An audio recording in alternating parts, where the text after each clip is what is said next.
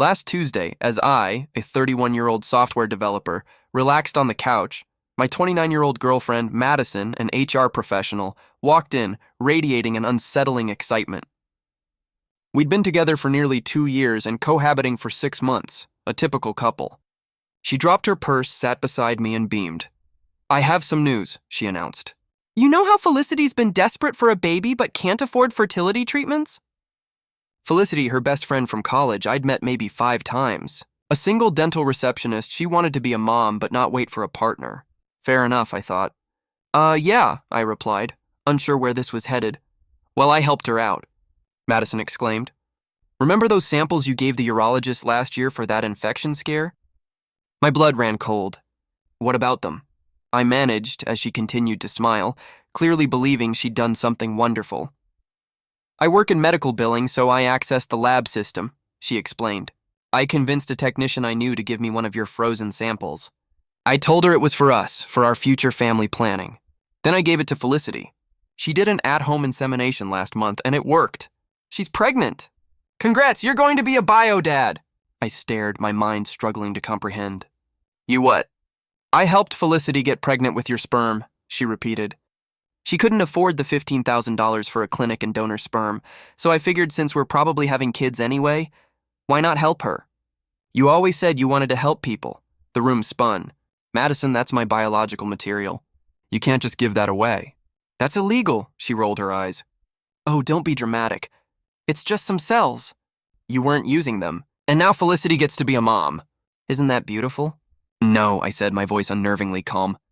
"That's reproductive theft and fraud and probably 6 other crimes." "Crimes?" She laughed. "You're being ridiculous. It's a favor between friends. Nobody got hurt." I stood, pulled out my phone, and started recording. "Madison, I need you to explain again on camera exactly what you did. Why are you recording me?" "Because what you just admitted to is multiple felonies, and I need documentation." Her face shifted from confusion to anger. "Are you serious right now? I did something nice. I helped my best friend become a mother. You should be honored." "Honored that you stole my genetic material and used it without my consent? That you committed fraud to access medical records and samples? That you potentially made me legally responsible for a child I never agreed to father? You're overreacting." "No, I'm calling a lawyer right now." I retreated to the bedroom, closing the door. My hands shook as I searched for a reproductive rights attorney, found one with good reviews, and left an urgent voicemail. Next, I called the urologist's office, explained the situation. I was transferred from the receptionist to the office manager, then to their legal department. Within 15 minutes, they confirmed an internal investigation was underway regarding the unauthorized access and removal of my sample. When I re-emerged, Madison was on the phone. "I don't know, he's freaking out about it," I overheard her say. "Yeah, I told him he's being such a jerk about this, Mom." She hung up and glared at me. "My mom thinks you're being selfish. Your mom doesn't understand the law. What you did is theft, and depending on how your friend used the sample, there could be additional charges. If she forged any documents claiming to be me or claiming I consented, that's fraud too." "Oh my God, stop. You sound like such an ass right now." Felicity is over the moon. She's finally going to have the baby she's always wanted. Why can't you just be happy for her? Because I didn't consent to fathering her child, Madison. Consent matters in everything. It's not like you have to raise it. She's not asking you for anything. That's not how it works legally. And even if it was, that's not the point. The point is you violated my bodily autonomy. You stole genetic material from me. You committed crimes to do it. She stood, grabbed her keys. "I can't deal with you right now. I'm going to Felicity's. Maybe you'll calm down by the time I get back." She left. I sat there, processing. Then I made a list, called a criminal defense attorney a coworker had recommended, and left another voicemail. I started meticulously documenting everything.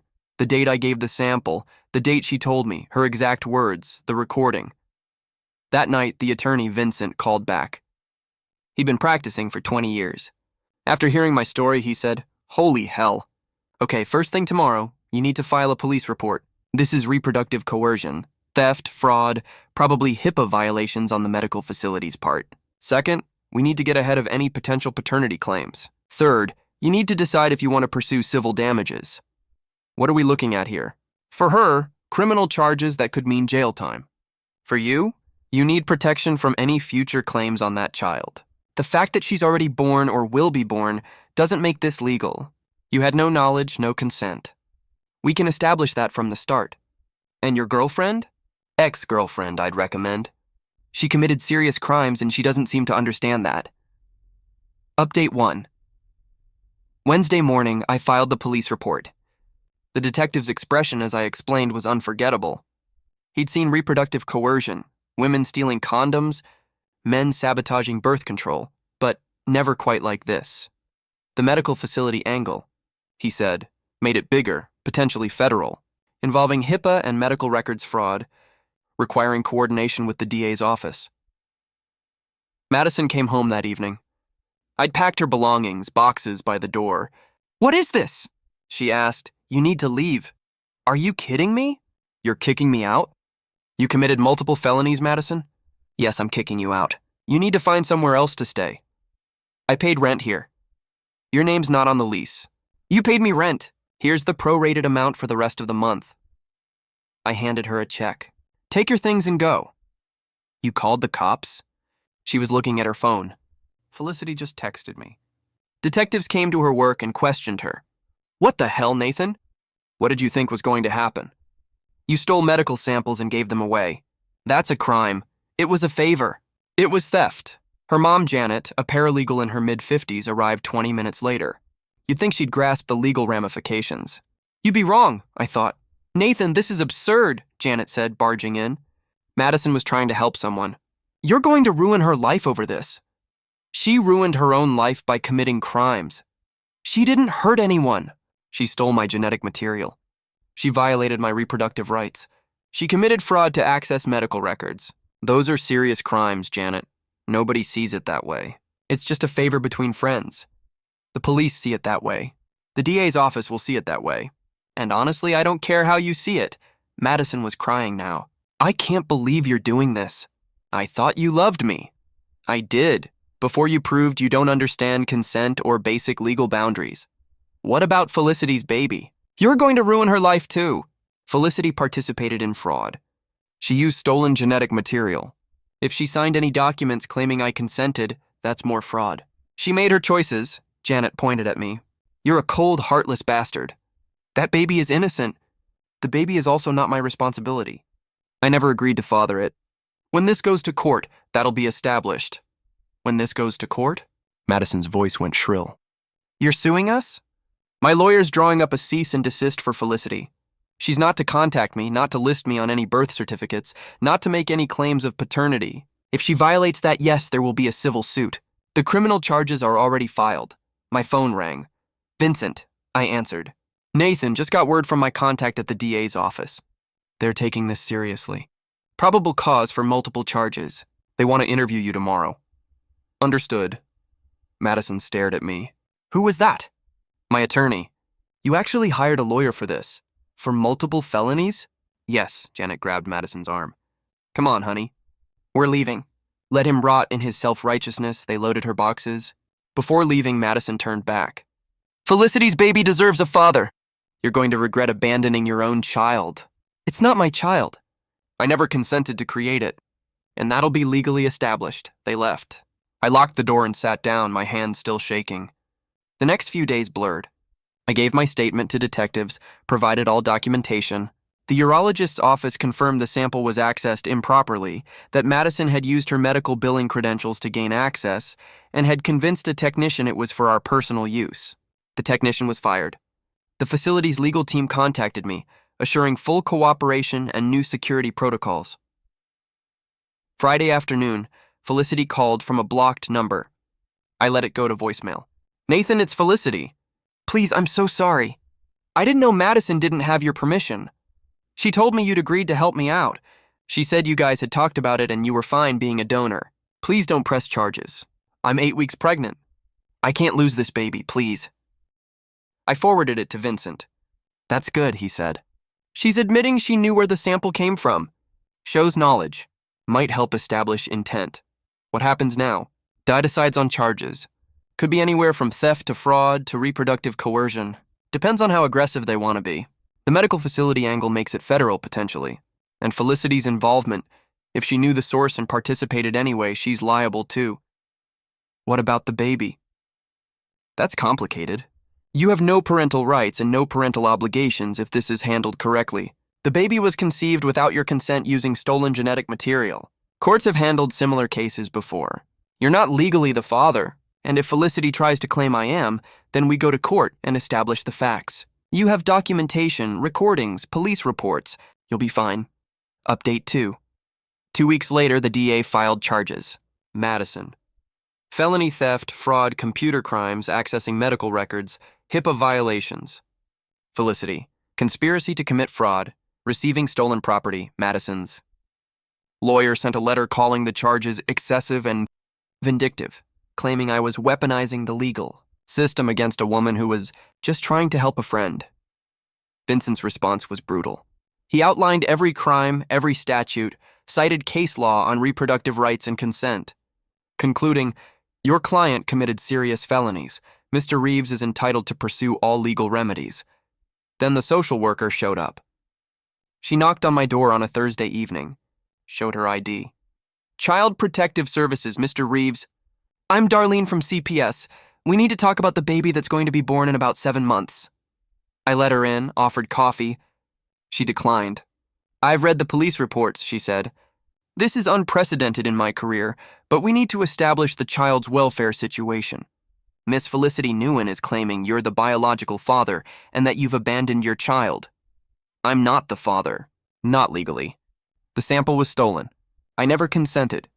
I understand that's your position, but biologically, if this baby is born and tests show you're the genetic father, there are welfare considerations, which should be addressed to the person who stole my genetic material and the person who used it knowing it was stolen. That's not how CPS works. Mr. Reeves, we're concerned with the child's well-being, and I'm concerned with the violation of my reproductive rights. I have no obligation to this child. I never agreed to father it. She made notes. Have you considered that once this child is born, they might want to know their biological father? That child can know their biological father was the victim of a crime, that their mother participated in fraud, that none of this was consensual. You seem very detached from this situation. Because I am. This child is not mine in any meaningful way. It's the product of theft. The court will decide that. Yes, it will. And I have extensive documentation proving I never consented to any of this. She left after an hour of questioning. Vincent said it was standard but irritating. They're trying to establish if you're going to be a resource for the child, he explained. Answer honestly. Stick to facts. Don't let them guilt you. Madison's mom sent me a Facebook message. You're going to burn in hell for what you're doing to that innocent baby. Felicity is struggling financially and emotionally, and you're making it worse. Be a man and take responsibility. I screenshot it and sent it to Vincent. More evidence of harassment. 2 days later, Felicity's lawyer sent a demand letter. She wanted $2,500 a month in child support, starting immediately, medical expenses, and a guarantee I'd be listed on the birth certificate. Vincent laughed when he read it. She's delusional. Let me handle this. His response was brutal. Your client participated in fraud to acquire stolen genetic material. She has no legal claim to anything from Mr. Reeves. Any further harassment will result in additional civil action. Your client should be more concerned with the criminal charges she's facing. Then Madison showed up at my work. Security called me down to the lobby. She was there with Felicity, who was visibly pregnant now. Look at her, Madison screamed. Look at what you're doing. She's pregnant with your baby and you're acting like she doesn't exist. You need to leave, I said calmly. You're both under orders not to contact me. That baby needs a father. Felicity was crying. I can't do this alone. I can't afford this alone. You should have thought about that before you participated in fraud. I didn't know. Madison said you agreed. That's your problem. You believed a thief. Security escorted them out. I filed another police report for violating the no-contact order. Vincent said it would help our case. The preliminary hearing was set for 6 weeks out. Vincent explained it would be a long process. Criminal trials take time. Civil issues would be separate. What's your best case scenario? I asked. Criminal convictions for both of them. Clear establishment that you have no parental rights or obligations. Civil settlement for your legal fees and emotional distress. Restraining order that holds up. Worst case? They plead down to lesser charges. You still get your parental rights clarified, but they do less time. Felicity raises the kid on her own. You're free, but it's messy. I can live with messy as long as I'm free. Madison's parents tried to approach me at a coffee shop. I got up and left. They followed me to my car.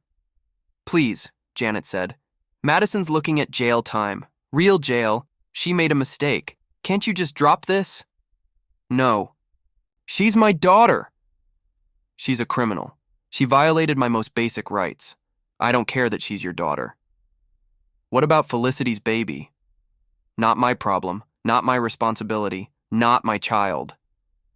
You're a monster, her dad said, the first time I'd heard him speak. A real man would step up. A real man respects consent and personal boundaries. Your daughter doesn't. That's why she's facing charges. I drove away. I blocked both of them on everything. Final update. The trial took 4 months. Madison pleaded. Guilty to reduced charges, felony theft, misuse of medical records. She got 2 years probation, a $5,000 fine, and community service. It could have been prison, but her lawyer worked a deal. Felicity pleaded guilty to conspiracy and receiving stolen property.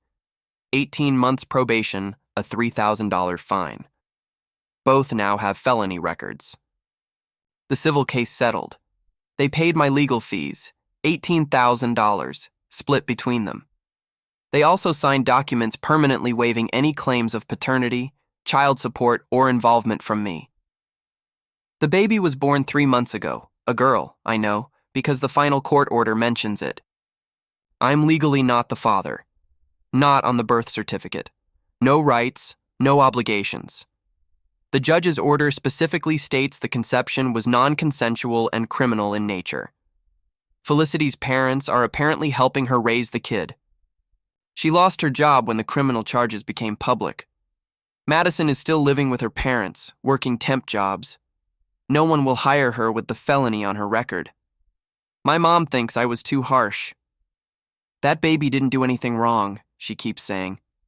Neither did I remind her. I was the victim of a crime. I lost some friends over this, people who think I should step up or be the bigger person. Apparently, my boundaries and consent don't matter as much as a baby that wouldn't exist if not for crimes committed against me.